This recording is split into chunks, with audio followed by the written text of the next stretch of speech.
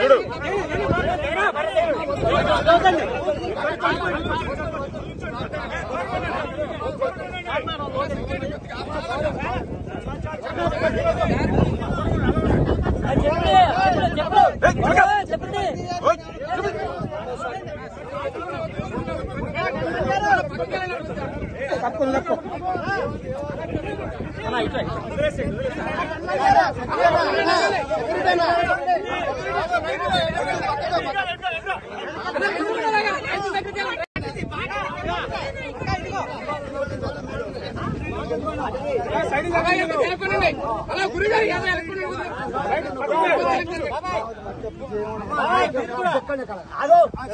West Godavari జిల్లాలో తాడేపల్లిగూడెం నియోజకవర్గంలో ఇంతమంది రైతులు నష్టపోయిన రైతులతో మాట్లాడడం జరుగుతుంది. ఇక్కడ మీరు వెనకాల చూస్తున్నారు, ఇలా వీళ్ళ పంటల్లోకి నీళ్లు వచ్చిన పరిస్థితి. ఈ పరిస్థితి కేవలం ఈ గ్రామానికి చెందే 500 ఎకరాలు. ఇలా చుట్టుపక్కల గ్రామాలు ఈ జిల్లా అంతా కలుపుకుంటే కనీసం 40,000 ఎకరాలు ఇలా నీట మునిగిందని అంచనా. మరి రైతులు ఇంతగా నష్టపోతుంటే ఏ ప్రభుత్వానికైనా ఎందుకు కనిపించడం లేదు?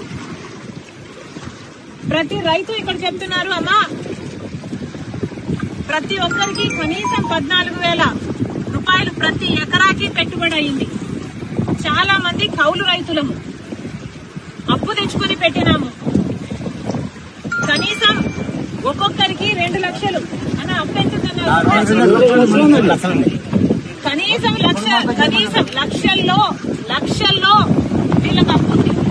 కనీసం 2 లక్షలు ప్రతి రైతుకు ఇక్కడ అప్పు ఉంది.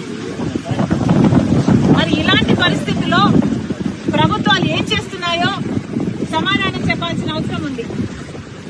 వీళ్ళందరూ ఇక్కడ నేను రాగానే అమ్మ మా పొలాలు ఎంతగా మునిగిపోయాయో చూడమ్మా అని వాళ్ళందరూ నీళ్లలో దిగి మరి వాళ్ళ కష్టాలు చెప్పుకునే ప్రయత్నం చేశారు.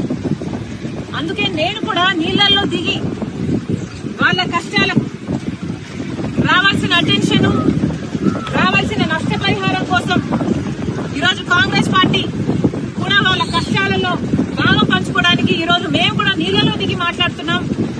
ప్రభుత్వాలు కళ్ళు తెరవాల్సిన అవసరం ఉంది. పక్క రాష్ట్రంలో రేవంత్ రెడ్డి గారు రుణమాఫీ చేశారు.